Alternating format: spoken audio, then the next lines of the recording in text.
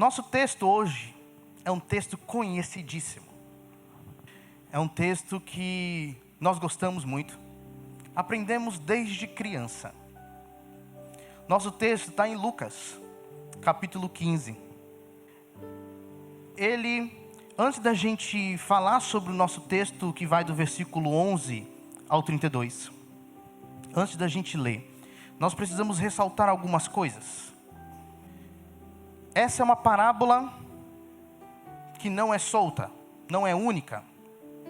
Ela faz parte de um conjunto de 3 parábolas que Jesus utiliza para passar uma mensagem para os que o cercavam.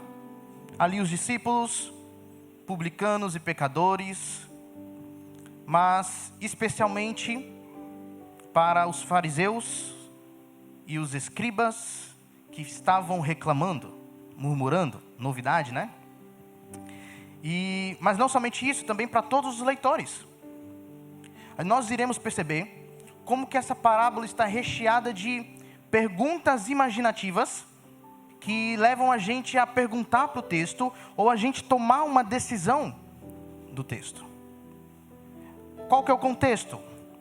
Temos aqui, Jesus estavam se aproximando de Jesus, o que ele chama de publicanos e pecadores. A gente não sabe muito bem o que significa esses pecadores, provavelmente pessoas que eram nomeadas assim porque não eram religiosas, e eram chamadas assim principalmente pelos fariseus e escribas, e estavam se aproximando de Jesus para ouvir Jesus. Jesus estava então ensinando, mas não somente ensinando. Se a gente observar a reclamação dos fariseus e dos escribas, ele estava também comendo com eles. Essa era a crítica. Ele não estava apenas se aproximando e conversando, mas estava comendo, celebrando um tipo de festa que eles estavam fazendo. Então Jesus propõe essa parábola para eles, exatamente por causa da murmuração dos fariseus. Temos a parábola da ovelha perdida, que o pastor deixa as 99 e vai atrás da ovelha perdida e acha, e se alegra, e chama os outros para a festa. Temos também a parábola da dracma perdida. A mulher acha, chama os vizinhas, amigas, se reúne para se alegrar, para comemorar o achado daquilo que havia sido perdido. E em ambos, Jesus faz uma ligação com o céu. Ele diz no versículo 7, digo-vos que assim haverá maior júbilo no céu por um pecador que se arrepende, do que por 99 justos que não precisam de arrependimento. Ou, no versículo 10, ele diz, eu vos afirmo que de igual modo há júbilo diante dos anjos de Deus por um pecador que se arrepende. As 3 histórias são formas de dizer, é por isso que estamos comemorando, rindo, comendo e em comunhão. Se fosse você, não daria uma festa? Não daria uma celebração? Não comemoraria isso? Como não daríamos uma comemoração? Como não se alegrar? Em todas as 3 parábolas e por meio delas, há um outdoor mostrando por que Jesus estava se unindo e comendo com publicanos e pecadores. E no mesmo outdoor, há um anúncio escancarado sobre o que nós devemos fazer. As 3 parábolas possuem algo que estava perdido, que foi encontrado, e que há alguma reação perante isso, perante esse achado. A mais natural possível que Jesus tenta demonstrar é, quando achamos o que se perdeu, devemos nos alegrar. O problema é que aquelas pessoas que estavam perdidas e se arrependiam, não tinham a reação positiva dos religiosos, porque eles estavam indignados. Eles não gostavam. Isso devido a não entenderem arrependimento da maneira como Jesus entendia arrependimento. Para eles, arrependimento significava adotar seus padrões de pureza e observância da lei. Para Jesus, o verdadeiro arrependimento é ser encontrado por Ele. É ser encontrado por Jesus, para seguir então Jesus. Outra característica, agora da nossa parábola, é que fala sobre nosso relacionamento com Deus. De maneira mais direta, eu e você somos uns dos irmãos. Nós fomos encontrados, achados e nos alegraremos juntos com o Pai? Ou nós ainda, mesmo que perto, aparentemente perto do Pai, estamos longe dele e não nos alegramos com arrependimento? Além disso, antes da gente ir para o texto, talvez pensemos que a parábola do filho pródigo, como normalmente é conhecida, quase dispensa introdução. Ela inspirou artistas, escritores ao longo dos anos. A famosa pintura de Rembrandt, com o filho mais novo ajoelhado diante do pai que o acolhia. Não sei se você conhece, se você não conhece, depois dá uma pesquisa.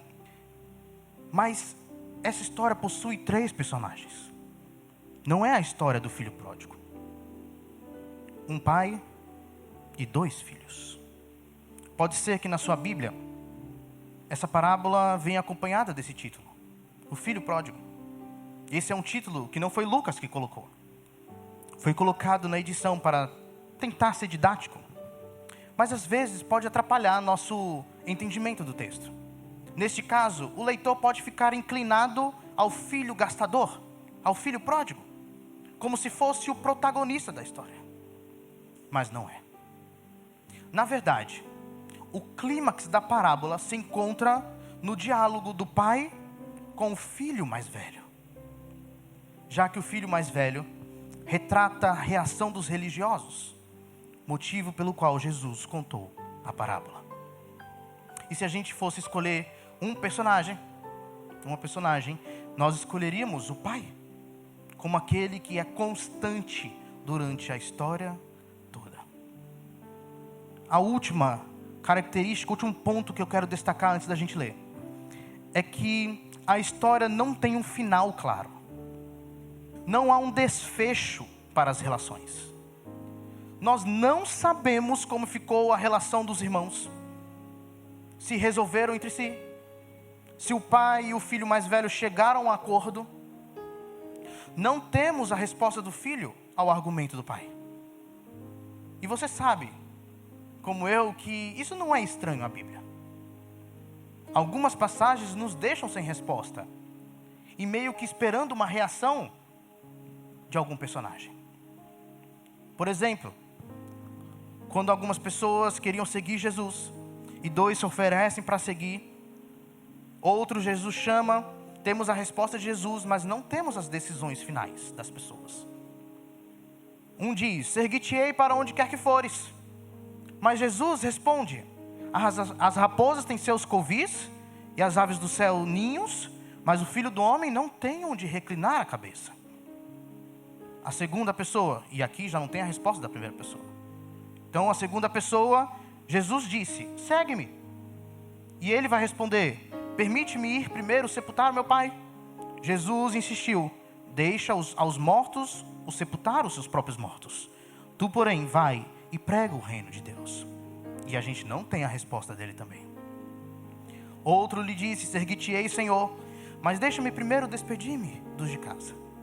Mas Jesus replicou: "Ninguém que, tendo posto a mão no arado, olha para trás é apto para o reino de Deus."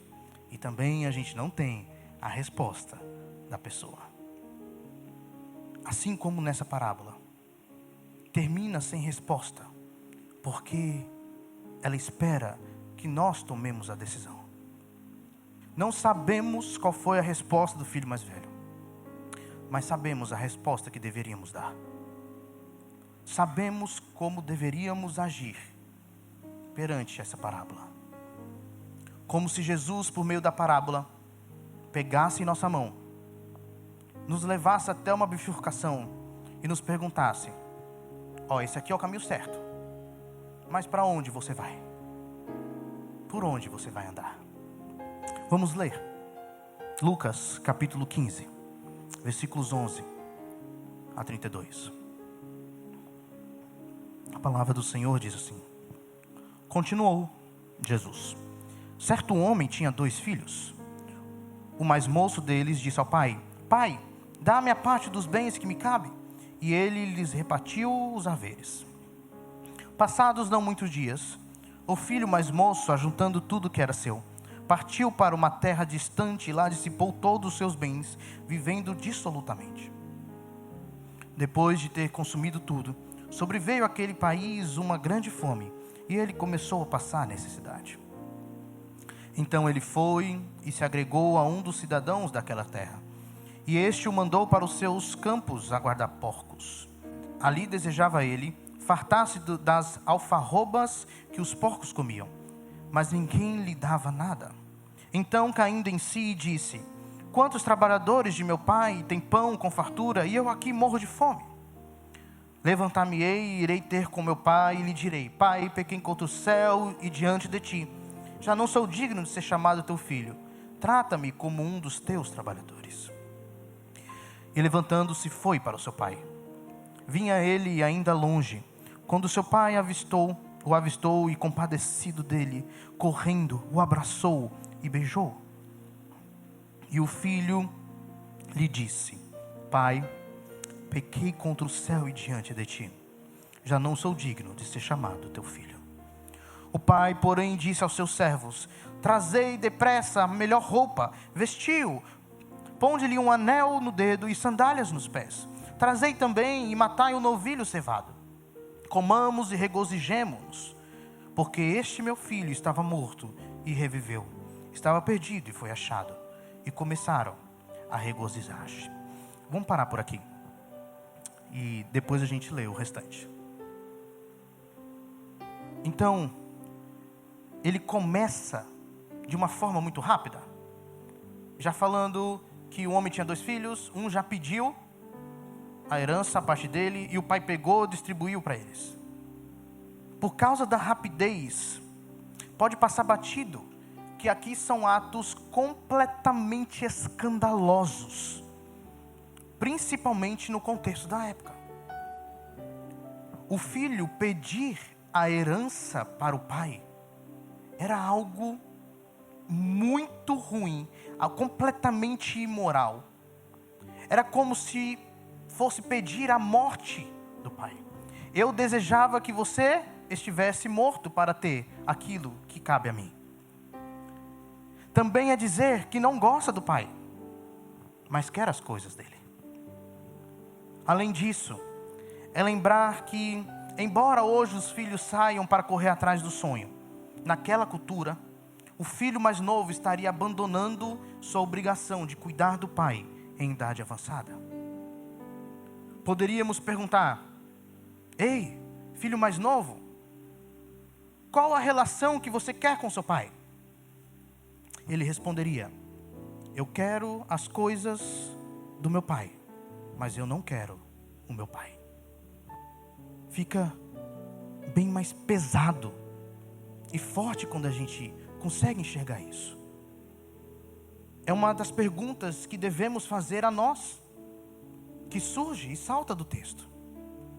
Devemos jogar para nós essa pergunta: qual relação queremos com o nosso Deus, Pai? Queremos Ele ou só as coisas dEle? Queremos a comunhão dEle, estar com Ele, a presença dEle é suficiente, estar unido a Ele é suficiente?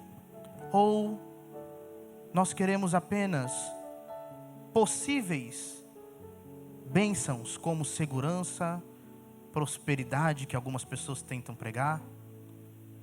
O que nós queremos da nossa relação com Deus? O filho pedir herança é um absurdo, mas para mim o mais surpreendente é o pai entregar a herança antes do tempo. Eu penso que se fosse, sei lá, hipoteticamente o meu filho pedindo algo do tipo, eu falei: sai daqui, vai receber não, e tchau, chuta ele para fora, trata alguma coisa do tipo. Mas o pai dá. O filho, desde o começo, deixou bem claro o que ele queria. Não é que ele enganou o pai, mas o pai, mesmo assim, lhe dá. O pai é uma representação de Deus, E aqui vemos constantemente a bondade, a gentileza, generosidade, amor, misericórdia, a graça de Deus. Perceba que desde o início, em nenhum momento, Deus, representado pelo Pai, deixou de ser generoso, deixou de dar amor, deixou de dar sua graça e misericórdia. Então, depois dessa introdução rápida, e da gente ver o quão escandaloso foi isso, o foco, a lente, se vira para o filho mais novo. Percebam no decorrer da leitura, que o objetivo de olharmos para o filho mais novo não é outro a não ser sua decadência, a sua queda. Cada vez mais o filho se encontra numa posição pior. Cada vez mais ele se vê perdido, cada vez mais distante do pai. E aqui ele começa já perdido. Não se enganem, pensando que ele está perdido apenas quando houve algum tipo de necessidade de bem material. Mas a percepção de sua perdição foi se dando gradativamente. Porém, nunca podemos nos esquecer que o filho fez o que quis. Ele seguiu o desejo do seu coração. Ele fez o que ele queria. Então, o texto, versículo 13, diz: não muito tempo depois, o filho mais novo reuniu tudo o que tinha e foi para uma região distante. E lá dissipou os seus bens vivendo irresponsavelmente. Ou seja, ele reuniu tudo o que tinha, literalmente, ele deve ter, provavelmente ele vendeu a parte dele. E aí já é algo muito incômodo para a família. Porque se a parte dele, de certa forma, era terreno, bens no sentido de também pecuária e outras coisas que poderiam ser, ele vende para uma outra pessoa. Pega esse dinheiro e vai para uma região distante. Ele foi para longe do pai. Lembra? Porque não queria o pai. Ele estava torrando de todo o dinheiro dele. Não sabemos como gastou. Lá no final tem o filho dizendo que ele gastou com meretrizes, com prostitutas. Mas a gente não sabe ao certo como que foi. Mas as palavras utilizadas aqui dão a entender que ele não tinha filtro para satisfazer os seus desejos. O que ele desejava gastar, ele ia lá e gastava. Não filtrava nada. Simplesmente gastava. Como se tivesse com uma peneira e o dinheiro fosse um pó. E à medida que ele andava, a peneira sacudia e o dinheiro ia caindo. Ele estava vivendo o que muitos gostariam de viver. Tinha dinheiro, não precisou trabalhar, não precisou derramar suor para conseguir o dinheiro, e estava gastando como queria. Ter dinheiro para gastar com o que quer. Mas desde o começo, isso demonstra perdição. E gradativamente nós vamos vendo. Versículo 14 a 16. Depois de ter gastado tudo, houve uma grande fome em toda aquela região. E ele começou a passar necessidade. Como a gente falou, ele já estava passando necessidade desde antes. Uma necessidade da alma. Mas aqui, ele passava necessidade de bens. Por isso foi empregar-se com um dos cidadãos daquela região, que o mandou para o seu campo a fim de cuidar de porcos. Ele desejava encher o estômago com as vagens de alfarrobeira que os porcos comiam, mas ninguém lhe dava nada. Porco é um dos principais símbolos de sujeira, de fundo do poço, de impureza e miséria, principalmente para o povo judeu. O jovem rapaz foi de um filho com todos os seus direitos, que tinha um pai amoroso, para alguém desprezado por todos, que não tinha o que comer, nem tinha alguém para lhe amar. Ao menos, até agora, era isso o que ele achava, que não tinha ninguém para lhe amar. Porque ele olhava, pedia comida, mesmo que fosse dos porcos, e ninguém lhe dava nada.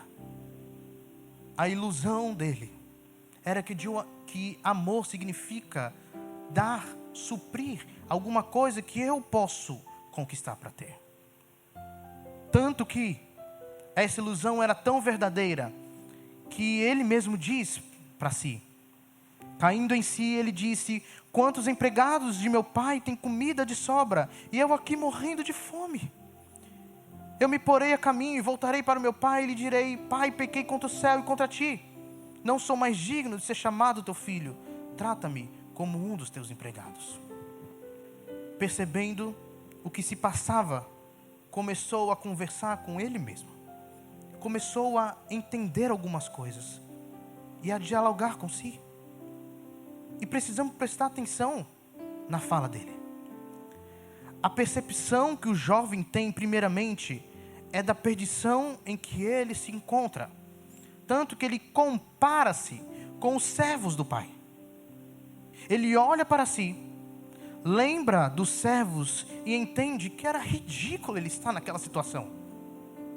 Porque ele fala que nem os servos tinham aquilo que ele estava passando.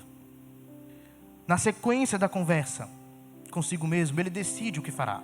Ele voltará e conversará com o pai. Ele admite o erro contra Deus, porque quando ele fala pequei contra o céu, uma forma de dizer pequei contra Deus. E admite o erro contra o pai. Mas o que fica é que ele mesmo lembrando de como era no lar com o pai, e ele entendendo que errou, a forma como ele pensa, mostra para nós que ele ainda não entendeu o amor do pai. Há um arrependimento pelo que ele fez, mas ainda sem relação com o pai, sem o amor, porque ele ainda acha que ele pode fazer algo para ter ou reconquistar o amor do pai, e a comida, e a bebida, e a fartura. Ele ainda queria o que o pai poderia lhe oferecer. Na cabeça dele, não mais como filho, mas como empregado.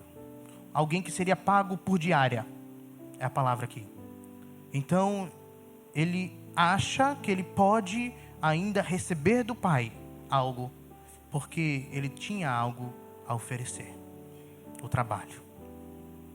E aí, depois dessa cena, no foco no filho gastador, a cena volta para o personagem mais notável da história, o pai. Poderíamos chamar essa parábola de a parábola do pai que busca, ou a parábola do pai que corre. Em uma cultura em que figuras mais velhas são tão honradas que não correm a lugar algum, não vão ao encontro de alguém, teriam que levantar a túnica, mostrar as pernas e correr. Isso era algo humilhante. Humilhante. Esse pai sai correndo assim que vê o filho mais novo destruído e se arrastando em direção a ele. Ele chega no filho, ele abraça, ele beija. Ele não chega e fala: eu falei para você, eu te disse o que ia acontecer. Tá vendo? Quis se afastar de mim, quis se afastar de casa. Olha o que aconteceu.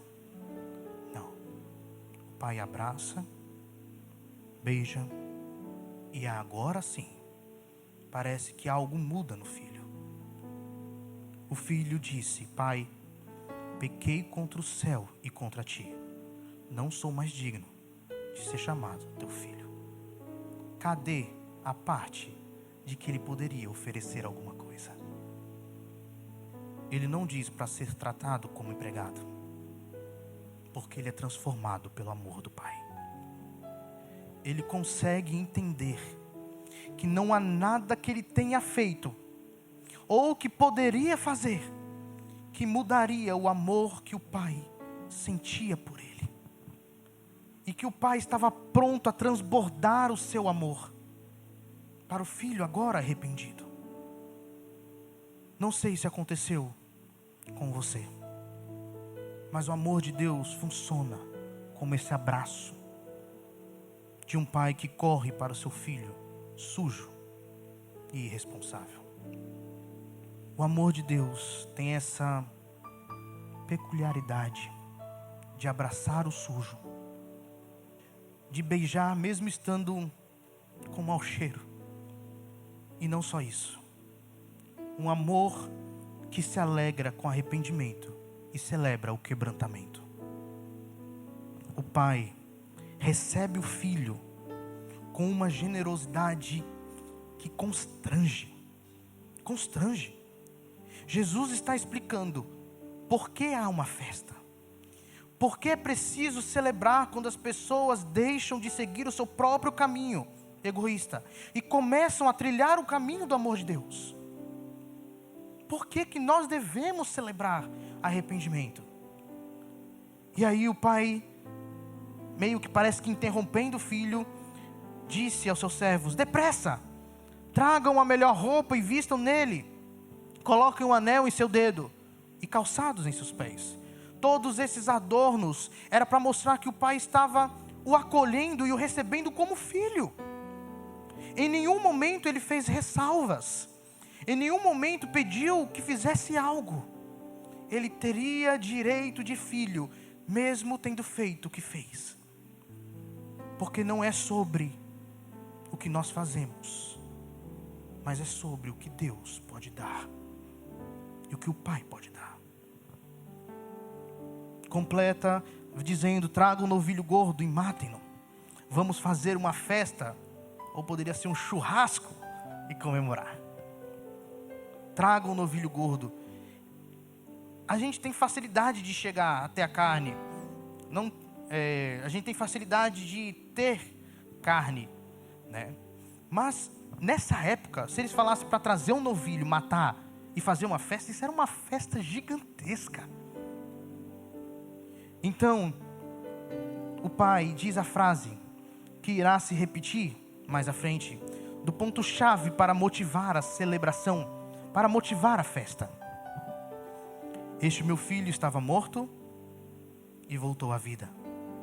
Estava perdido e foi achado.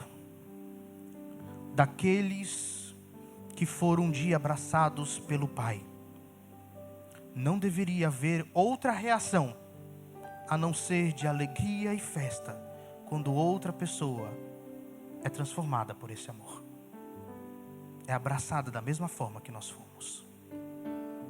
E aí parece que há uma quebra brusca. A câmera se vira para o filho mais velho para vermos a sua reação. O filho mais novo não quis o pai, quis os bens e se distanciou do pai, foi para longe.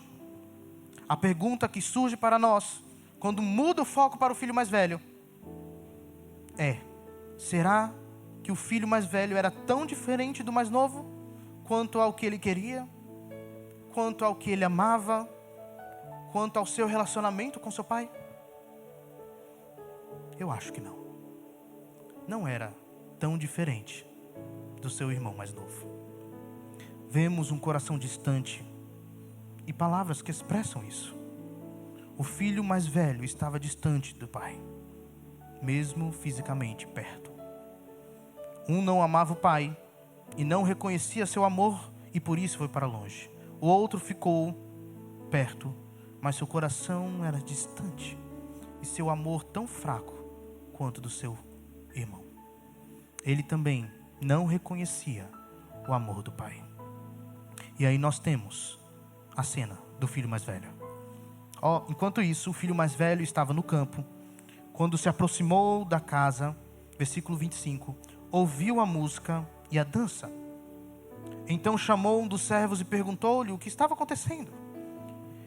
Este lhe respondeu: seu irmão voltou e seu pai matou o novilho gordo, porque o recebeu de volta são e salvo.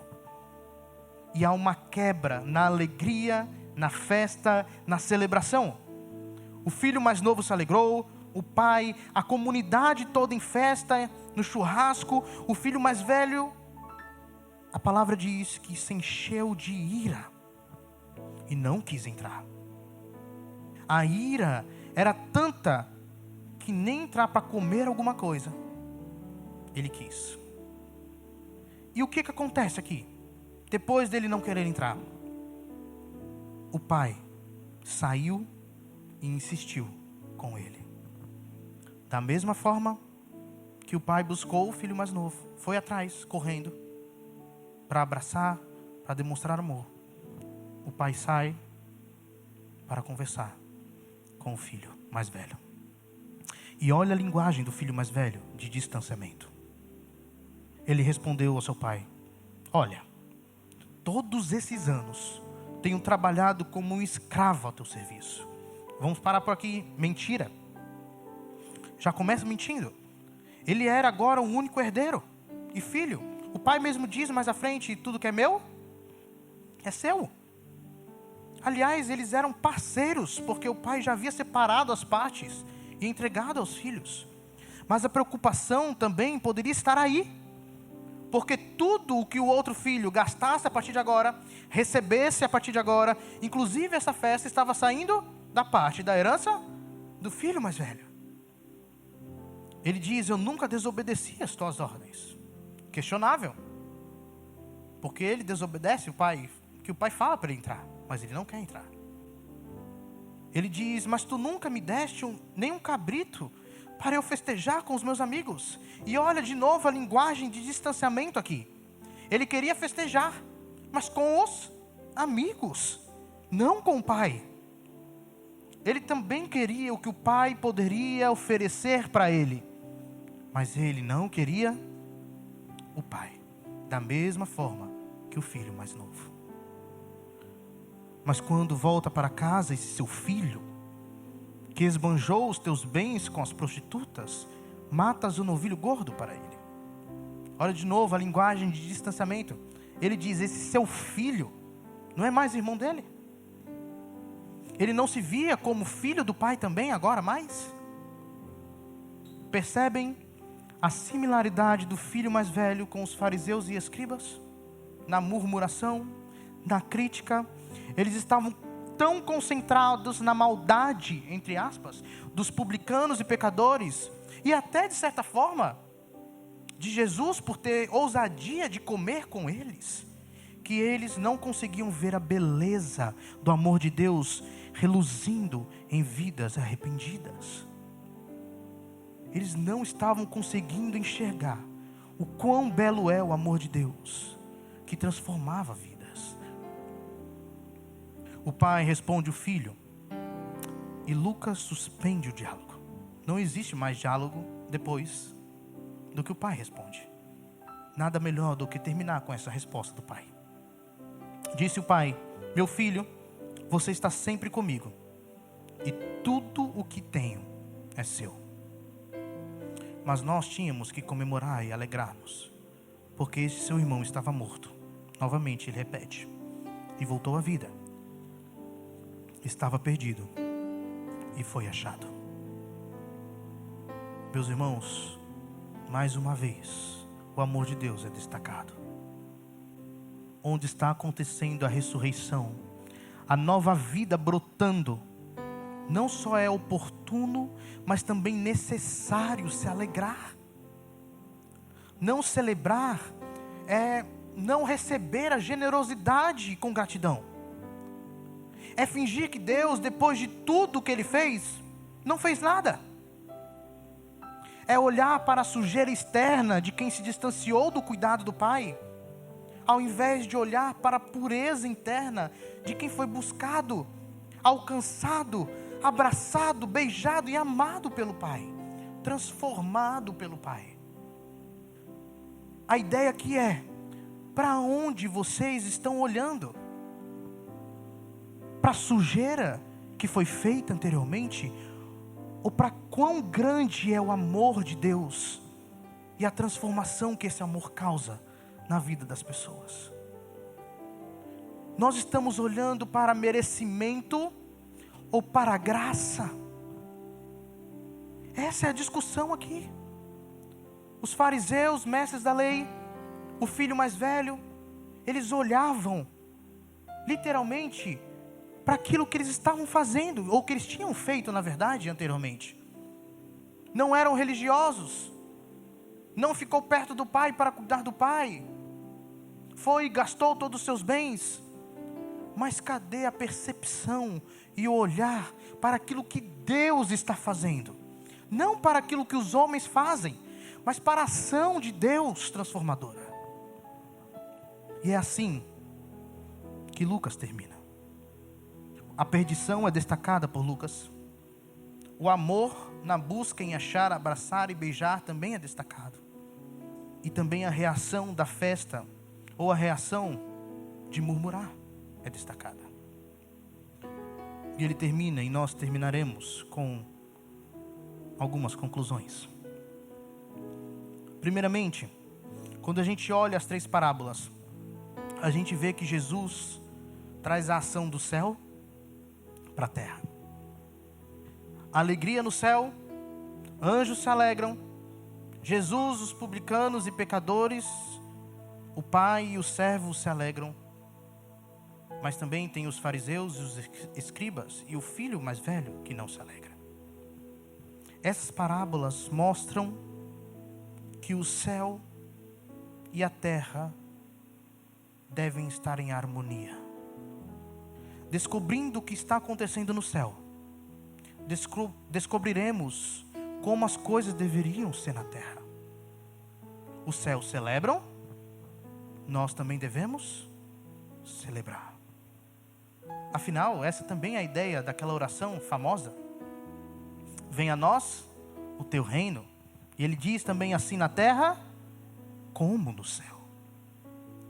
As ações de Jesus na terra correspondiam exatamente ao amor de Deus na esfera celestial.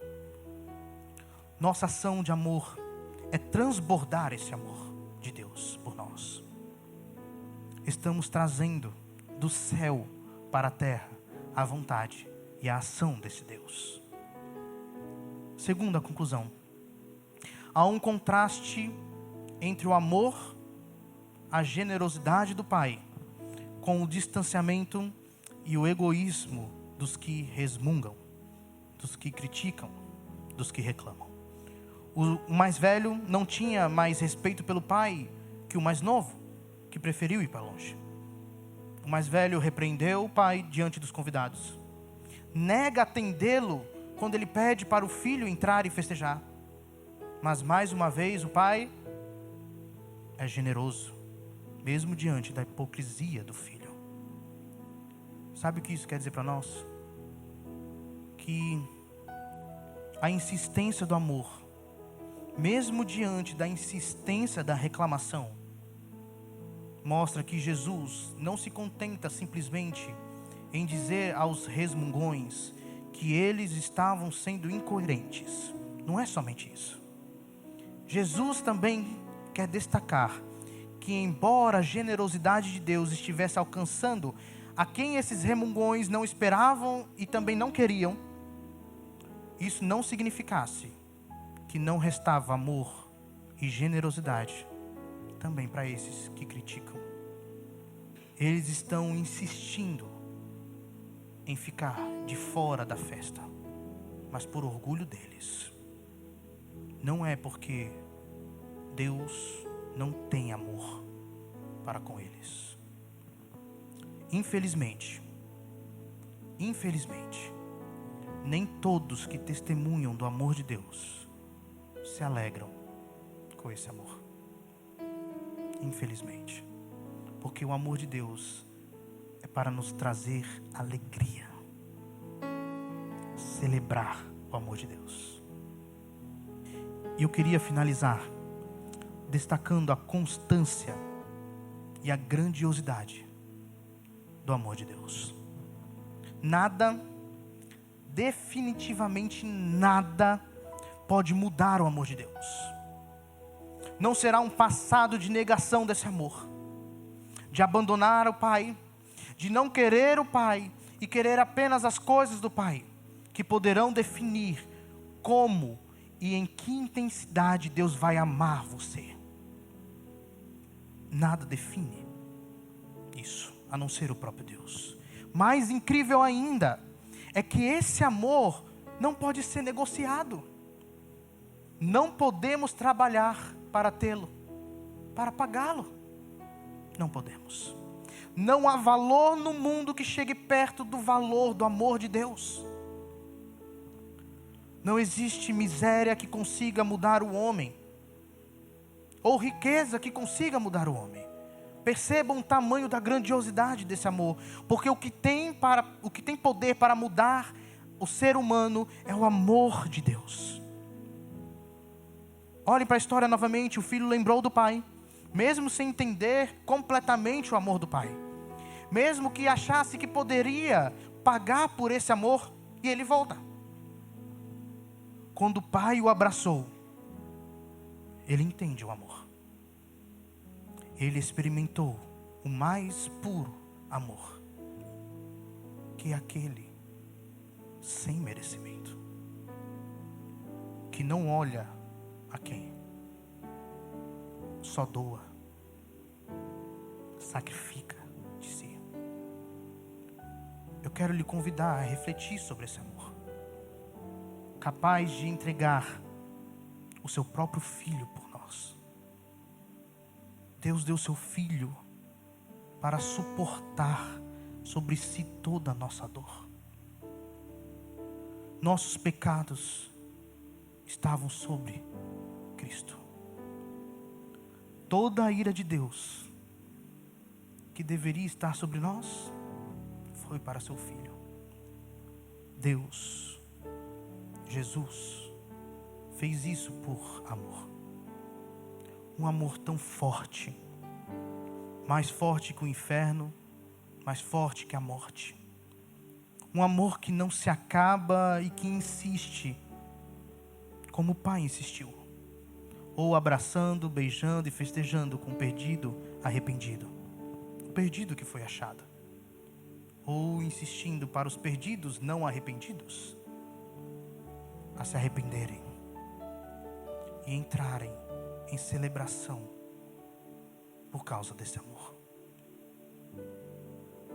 Eu quero cantar uma música que fala sobre isso, sobre essa parábola, sobre um pai que ama de forma incondicional.